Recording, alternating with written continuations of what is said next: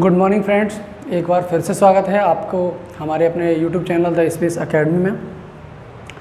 आज हम आपसे मिलेंगे एक नए विषय के बारे में। जैसा कि हमने आपको पिछले लेक्चर में बताया था कि मध्य प्रदेश के संभाग एवं मध्य प्रदेश के ज़िले आपको कराए थे। तो मध्य प्रदेश के ज़िले और मध्य प्रदेश के संभाग जब आपने पढ़े तो मध्य प्रदेश के 10 संभाग और टोटल 55 ज़िलों के बारे में आपने स्टडी की थी। तो आज हम शुरुआत करेंगे मध्य प्रदेश के कुछ ज़िलों की जानकारियाँ। जैसे कि अपने मध्य प्रदेश में टोटल 55 ज़िले हैं, तो मध्य प्रदेश के टोटल 55 ज़िलों के बारे में आपको संपूर्ण नॉलेज लेनी है। जैसा कि मध्य प्रदेश का एक ज़िला शुरुआत करेंगे और उस ज़िले के बारे में आपको प्रत्येक जानकारी और मिलेगी।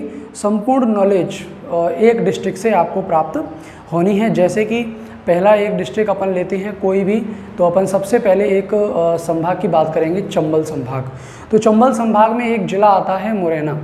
ठीक है, चंबल संभाग का एक ज़िला है मुरैना, जिसके बारे में आज हम बात करेंगे कि मध्य प्रदेश के चंबल संभाग के मुरैना ज़िले की क्या खासियत है, मुरैना ज़िले में क्या फेमस है, मुरैना ज़िला की जनसंख्या क्या है, वहाँ की साक्षरता दर क्या है, वहाँ के आसपास कौन कौन से बॉर्डर लगते हैं। तो इसके बारे में आज अपन जानकारी देंगे। इससे पहले हम आपको बता दें कि हमारे YouTube चैनल को आप सब्सक्राइब करके ज़्यादा से ज़्यादा लेक्चर को शेयर करें, ताकि जो विद्यार्थी मध्य प्रदेश की प्रतियोगी परीक्षाओं की तैयारी कर रहे हैं उन तक ये लेक्चर अवश्य पहुंच सके। ठीक है, तो आज हम अपने बारे में बात करेंगे मध्य प्रदेश के चंबल संभाग के मुरैना ज़िले के बारे में। तो सबसे पहले अपन शुरुआत करेंगे कि मुरैना जो ज़िला है उसका जो गठन हुआ वो कब हुआ। तो देखिए, मुरैना ज़िले का जो गठन है वो जो है 1956 में हुआ। मध्य प्रदेश का गठन भी 1956 में हुआ था, 1 नवंबर। तो उसी समय ये मुरैना क्षेत्र का जो है गठन हुआ। तो देखेंगे इसका जो मुख्यालय है जो मुरैना क्षेत्र का, तो वो भी अपना जो है मुरैना ही है। मुरैना क्षेत्र का जो मुख्यालय है, मतलब मुरैना क्षेत्र का जो कमिश्नर कार्यालय है, मुरैना क्षेत्र का जो हेड है, वो सब क्या है, अपना मुरैना है। उसके बाद में बात करेंगे अपन मुरैना क्षेत्र के क्षेत्रफल के बारे में। तो मुरैना क्षेत्र का जो क्षेत्रफल है वो अपना है 4989 वर्ग किलोमीटर, मतलब 4989 वर्ग किलोमीटर। ये मुरैना क्षेत्र का जो है क्षेत्रफल है। ठीक है, इसकी प्रमुख नदी है अपनी सांक। ये इसकी जो प्रमुख नदी है वो है सांक। ये जो कि नूराबाद रेलवे स्टेशन जो है सांक नदी के ऊपर से ही गुजरता है। उसके बाद सांक एक रेलवे स्टेशन है। सांक जो कोई छोटा वो नहीं है, सांक पे एक रेलवे स्टेशन भी है सांक के नाम से, जो एक यहाँ की प्रमुख नदी है सांक। ठीक है, उसके बाद इनकी सीमाओं की बात करें कि मुरैना क्षेत्र की जो सीमाएं हैं वो किस किस क्षेत्र से टच होती हैं। जैसे तो मुरैना क्षेत्र जो है अपना राजस्थान से टच होता है, उत्तर दिशा में राजस्थान की तरफ टच होता है। ठीक है, उसके बाद पूर्व की दिशा में यदि बात करें अपन, तो पूर्व की दिशा में जो है मुरैना भिंड से टच होता है। मुरैना जो है भिंड से टच होता है। चंबल संभाग का दूसरा जिला भिंड भी है जो मुरैना क्षेत्र से टच होता है। दक्षिण में इससे श्योपुर और ग्वालियर की सीमाएं भी टच होती हैं। दक्षिण में श्योपुर और ग्वालियर की सीमा भी टच होती हैं। उसके बाद अपन बात करेंगे पश्चिम दिशा की। तो पश्चिम दिशा में राजस्थान की सीमा भी टच होती है। पश्चिम दिशा में राजस्थान की सीमा टच होती है। तो मध्य प्रदेश की जो सीमाएँ हैं वो 5 राज्यों से मिलती हैं, मानते हैं, लेकिन मुरैना क्षेत्र की सीमाएँ भी कई जो है डिस्ट्रिक्ट से आपस में मिलती हैं। किसी स्टेट से भी टच होती है, स्टेट के डिस्ट्रिक्ट से भी टच होती है। उसके बाद अपन बात करेंगे मुरैना ज़िलों में तहसील। तो मुरैना ज़िले में जो तहसील हैं वो अपनी टोटल 6 तहसील हैं। एक मुरैना, अम्भा, जौरा, पोरसा, सबलगढ़ एवं कैलारस। तो ये है अपने मुरैना ज़िले की तहसीलों के बारे में। राइट, आज हमने बात करी है मुरैना क्षेत्र के विषय के बारे में। 1 सेकंड का ब्रेक लेंगे, उसके बाद आगे का टॉपिक स्टार्ट करेंगे।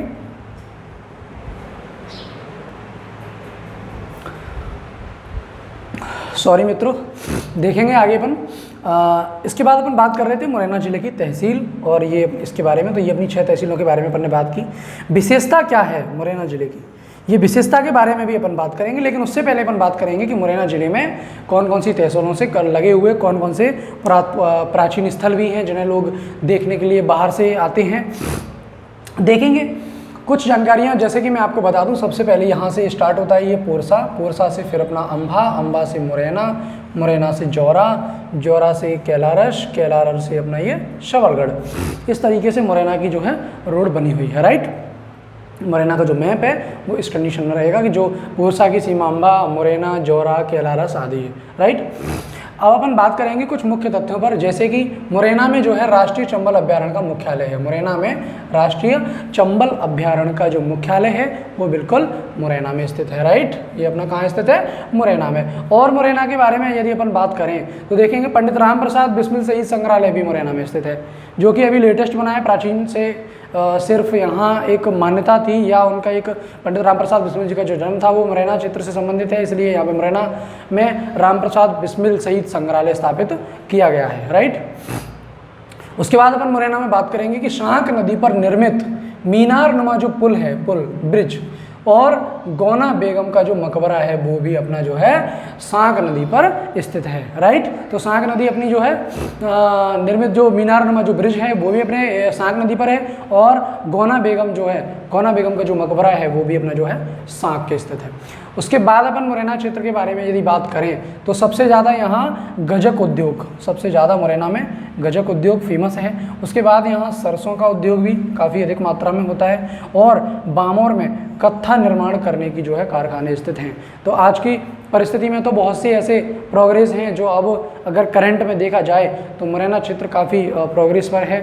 तो बहुत सी चीज़ें यहाँ बढ़ गई हैं, लेकिन अपन बात करेंगे सिर्फ प्राचीनतम चीज़ों की, क्योंकि अपन को सिर्फ प्रतियोगी परीक्षा में जो प्रश्न पूछे जाते हैं वो प्राचीन से या आज से कई वर्ष पहले से जो प्रश्न पूछे जाते हैं उसके बारे में आज अपन बात कर रहे हैं। लेकिन जो डेवलप हुआ है वो डेवलपमेंट आपकी करंट न्यूज़ में या कई में आता रहता है, तो उसे अपन करंट कंटेंट्स में पढ़ेंगे, लेकिन यहाँ फिलहाल अपन बात कर रहे हैं प्राचीन मुरैना की, राइट। उसके बाद अपन देखेंगे मुरैना में एक स्थान और है जिसे अपन मितावली के नाम से जानते हैं। तो यहाँ पर क्या है, भारत के 64 योगिनी मंदिरों में से एक प्राचीन मंदिर यहाँ भी स्थित है, मितावली में। तो मितावली में क्या है, यहाँ भारत के 64 योगिनी जो मंदिर हैं उनमें से एक प्राचीनतम मंदिर अपने मुरैना में भी स्थित है, राइट।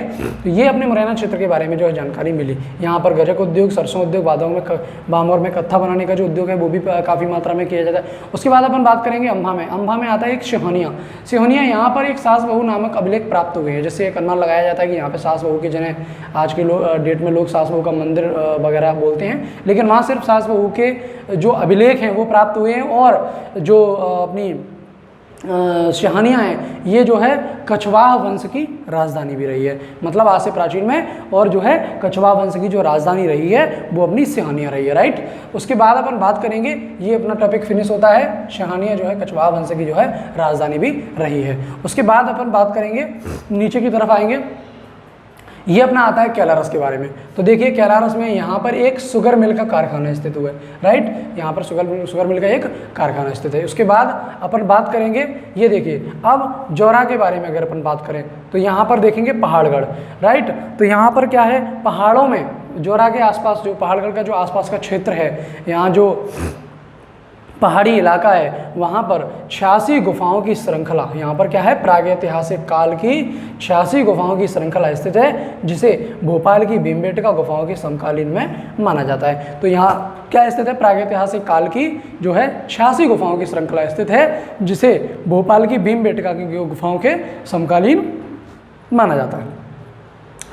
अब ये नज़र अपनी एक डाली जिसमें कौन कौन से क्षेत्र थे घूमने के लिए, कौन कौन से क्षेत्र यहाँ जे किस क्षेत्र का कौन सा क्षेत्र किस चीज़ से संबंधित था, इसके बारे में अपन ने बाय मैप इसको जो है स्टडी किया है। अब अगर अपन बात करें तो सबसे पहले अपन देखेंगे इसका विशेष क्या है, यहाँ ऐसी क्या विशेष चीज़ें हैं इनके बारे में अपन बात करेंगे। तो देखेंगे इसका जो मुरैना का जो प्राचीन नाम है वो अपना मयूरवन है। मयूरवन मतलब यहाँ पर मोरों की संख्या अधिक थी, इसलिए यहाँ मयूरवन नाम रख दिया गया, जिसे बाद में बदलकर मोरैना कर दिया गया, राइट।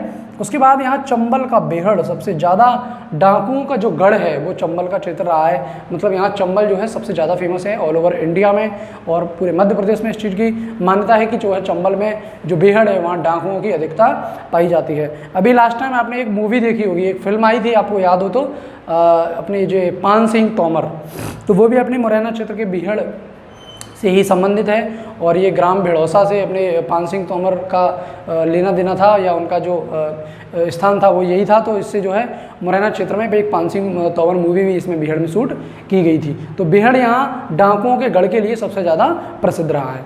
उसके बाद अपन बात करेंगे मृदा अपरदन यहाँ सबसे ज़्यादा होता है। मृदा अपरदन आप जानते ही होंगे, मृदा अपरदन आपने बचपन में भी कई किताबें हैं जिन्होंने मृदा अपरदन पढ़ा है, मैं आपको फिर से बता देता हूँ। मृदा अपरदन क्या है?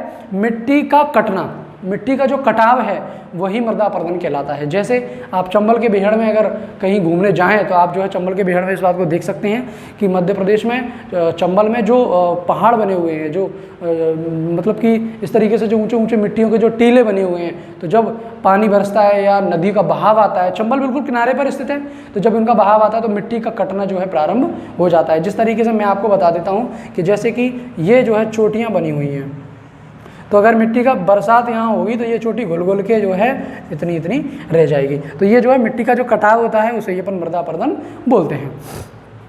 उसके बाद यहाँ कुछ फेमस क्षेत्र भी हैं, जैसे कि नूराबाद है, जरार है, कोतवाल है, उराई की गढ़ी है, आदि क्षेत्रों में जो है पाषाण युगीन सभ्यता के अवशेष भी प्राप्त हुए हैं। पाषाण युग जो अपन ने युग पढ़ाए थे मैंने अभी आपको, उस युग में एक पाषाण युग भी था, तो उस युग से संबंधित यहाँ जो क्षेत्र भी हैं। आशान नदी है, यहाँ आशान नदी के किनारे एक कुतवार गाँव भी है।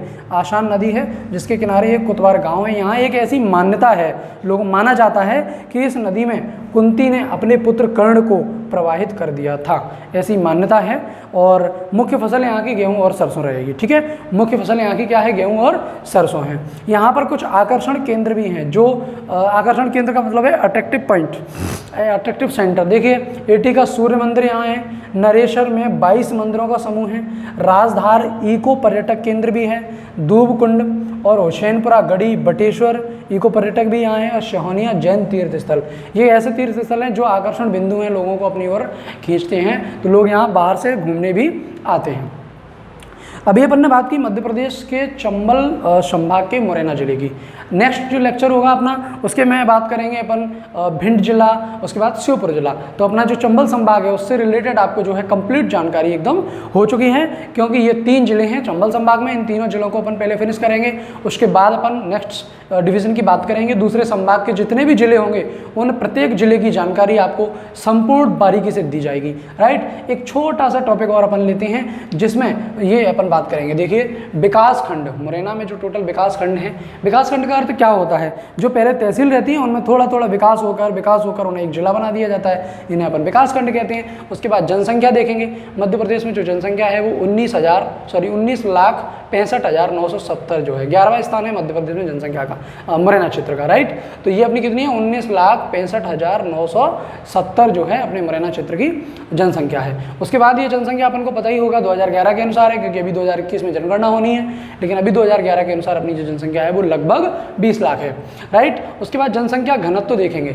जनसंख्या घनत्व तो अपना कितना है? प्रति वर्ग किलोमीटर 394, मतलब 394 पर स्क्वायर किलोमीटर। राइट, उसके बाद वृद्धि दर कितनी है यहाँ, मतलब किस कंडीशन में किस % से वृद्धि होती है? तो वो होती है अपनी 23.44%। कितनी होती है? 23.44% के। उसके बाद लिंगानुपात की बात करेंगे, तो लिंगानुपात में अपन बात करेंगे। लिंगानुपात का अर्थ यह होता है कि जैसे अगर मैं आपसे कहूं कि 1:2 का लिंगानुपात है, मतलब यहाँ 2 पुरुषों पर 1 महिला है। क्या है? 2 पुरुषों पर 1 महिला। तो अपन यहाँ लिंगानुपात की बात करेंगे तो यहाँ प्रति 1000 पुरुष महिलाएं टोटल कितनी हुई? 840। ये रेशियो है अपना। ठीक है, ये सेक्स रेशियो है। उसके बाद अपन बात करेंगे शिशु लिंगानुपात, तो उसके जो शिशु लिंगानुपात है वो अपना कितना है? 829 प्रति 1000 बालक, मतलब प्रति 1000 बच्चों पर 1000 शिशुओं पर 829 जो है रेशियो रहेगा अपना लिंगानुपात। राइट, साक्षरता दर की बात करें, लगभग माना जाता है कि चंबल रेंज को साक्षरता दर में महिलाओं की साक्षरता दर काफ़ी कम है, क्योंकि जिस डेवलपमेंट से देखा जाए तो यहाँ पर जो है महिलाओं की साक्षरता दर काफ़ी कम है। फिर भी अपन एक टॉपिक देखेंगे कि देखिए मुरैना क्षेत्र में कुल साक्षरता दर है अपनी 71.03%, 20वां स्थान है। ठीक है, तो ये अपनी लगभग 72% हो गई। उसमें महिला साक्षरता यदि अपन देखें तो महिला साक्षरता मुरैना जिले में बहुत ही कम है, ये है अपनी मात्र 57 लगभग, मतलब 56.90, तो ये अपन 57 लगभग बोल देंगे। उसके बाद अपन पुरुष की बात करें तो पुरुष में अपना आएगा 82.93%। पुरुषों की जो साक्षरता दर है वो अपनी कितनी है 82.93। ठीक है, तो आज हमने बात की मुरैना क्षेत्र की, चंबल संभाग के मुरैना क्षेत्र की, जिसमें आपको संपूर्ण जानकारियाँ दी गई हैं। इसके अभी जो पार्ट 2 वीडियोज़ बनेगा, पार्ट 2 जो लेक्चर होगा उसमें अपन को क्या देना है, जो पार्ट 2 है उसमें अपन प्रत्येक डिवीज़न के, प्रत्येक डिस्ट्रिक्ट के राजनीतिक, भौतिक, इनके सारे की जो जानकारियाँ भी रहेंगी उन्हें भी अपन डिस्ट्रिक्ट वाइज कंप्लीट करेंगे। उसके बाद नेक्स्ट टॉपिक अपन स्टार्ट करेंगे, जैसे कि 10 संभाग अपने कंप्लीट हो जाते हैं। 10 संभाग के बाद अपन 10 संभाग के 55 जिले जब तक कंप्लीट नहीं होते तब तक आपका जो लेक्चर जो है कंटिन्यू रहेगा। और आप लोग चैनल को सब्सक्राइब करें और ज़्यादा से ज़्यादा लेक्चर को शेयर करें, ताकि ज़रूरतमंद व्यक्तियों को, ज़रूरतमंद विद्यार्थियों को ये जो लेक्चर है वो कंप्लीटली पहुँचता रहे। नेक्स्ट मुलाकात अपनी जो है नेक्स्ट डिस्ट्रिक्ट के साथ होगी, तब तक अपना ख्याल रखें। बहुत बहुत धन्यवाद।